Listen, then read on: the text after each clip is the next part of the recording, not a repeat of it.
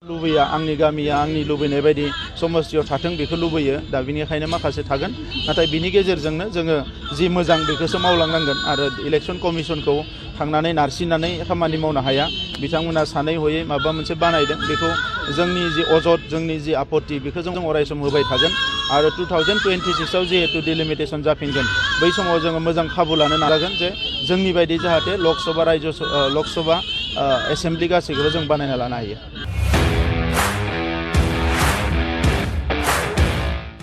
Independence day special अफार लाबोदों सेरफांगुरियाव थानाय फुंखा इन्टारप्राइज बाजाज श'रुमा। बाजाज बाइक सालायनो मोजां मोनग्रा सुबुंफोरनि थाखाय गाहाम खौरां।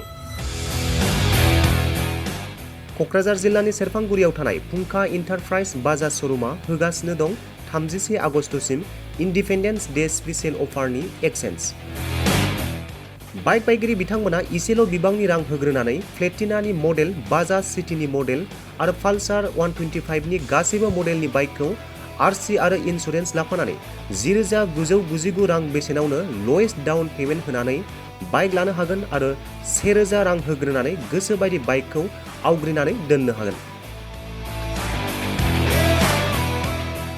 सेरफांगुरि फुंखा इन्टारप्राइज बाजाज श'रुमजों लोगोसे सराइबिल फुंखा इन्टारप्राइज बाजाज श'रुमावबो बाइक बायगिरि बिथांमोना खुंफुंजानाय इन्डिपेन्डेन्स डे स्पेशल अफार लोगोसे एक्सेन्जआव फैनानै नोंथांमोननि बाजाजनि बाइकखौ लांफैनो हागोन।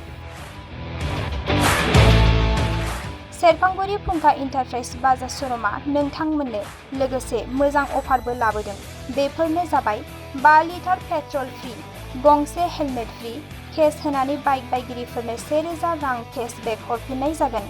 आबुङै मिथिबावनो थाखाय 9395303476 9101547892 जानबुं नम्बराव खौरां लाहरनो हागोन।